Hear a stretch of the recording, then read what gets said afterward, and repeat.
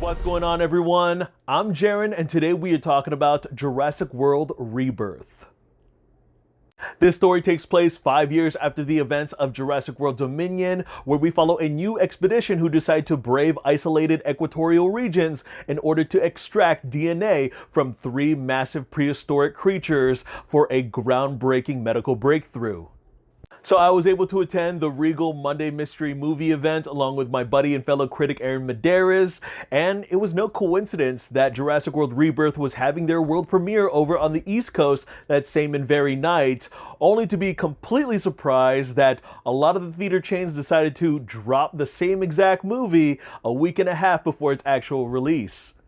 The writer of the first 2 Jurassic films, David Koepp, has returned to pen the 7th installment, along with director Gareth Edwards, who literally dropped everything in order to take on directing duties. I mean, I'm pretty sure he was excited to meet Steven Spielberg and Frank Marshall and work with them.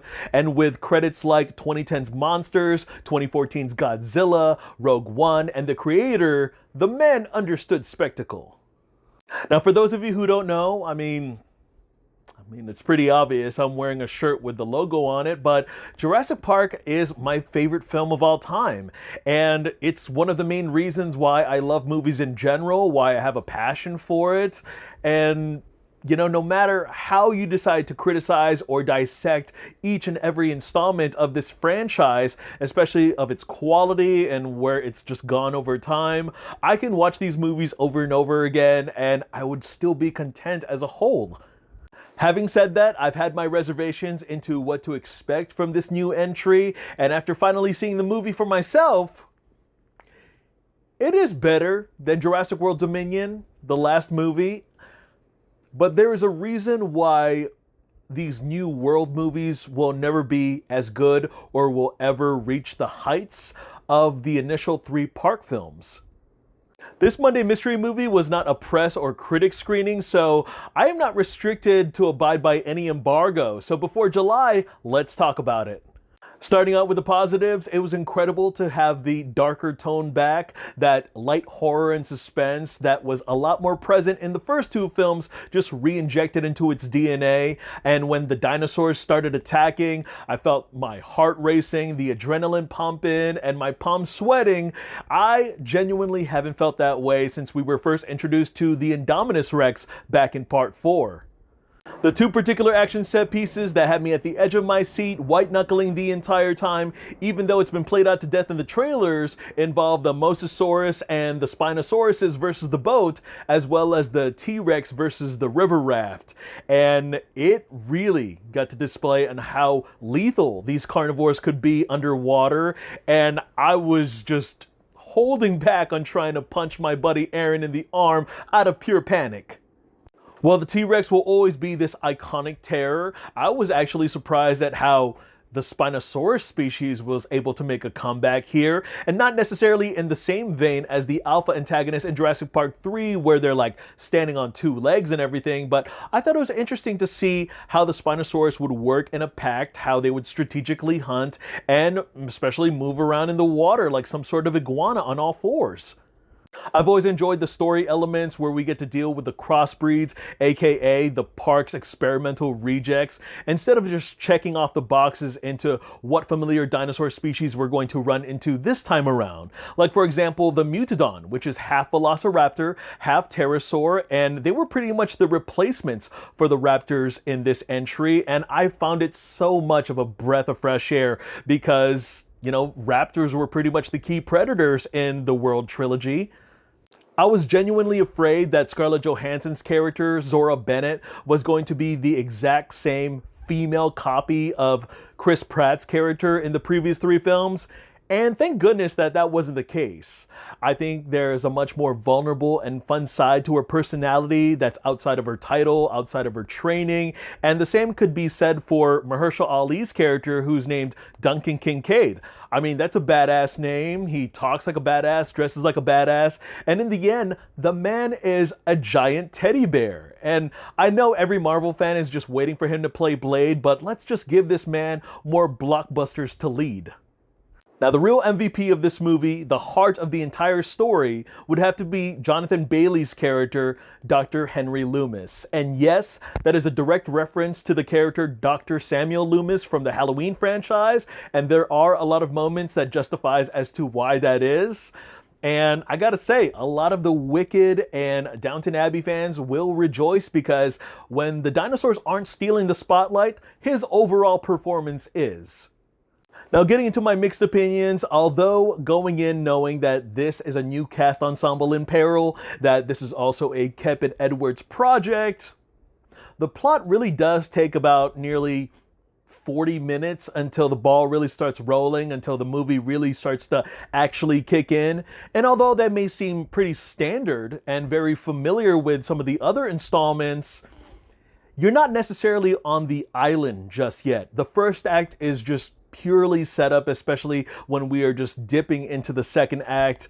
And we are also following two separate groups, one with a mission arc, one with a survival arc, and eventually they intersect but also split up once again. It happens about 2 to 3 times. Kind of like the second half of Fallen Kingdom to the first half of Dominion, every single time that the script decides to deviate from familiar tropes and territories, that it will leave you lingering on mixed emotions. I mean, I think this is probably going to test the audience's patience between casual and average moviegoers to the actual diehard fans. And personally, I don't expect every single entry of this franchise to be a complete hit, to follow in the same footsteps as that very first movie. I mean, we've gone past that point. I mean, we're at part 7 already. But every single time that this franchise has the opportunity to try something new, I respect it even more. With the runtime being a little over 2 hours, I did feel like they sacrificed character development in favor for a body count. And don't get me wrong, I appreciate dinosaur carnage as much as the next fan, but I did really wanted to flush out those emotional backstories with Scarlett Johansson and Mahershala Ali's characters. I really just felt at arm's length with who they really were. Now we've got the Abomination, the Big Bad, the Distortus Rex, aka the D-Rex, and it is just as powerful, terrifying, and ugly as you can imagine it, but unfortunately, they make the same mistake as they did in the last 2 movies as to teasing what we were going to be dealing with in this installment, and then immediately waiting to the very end to showcase how much of a threat it is.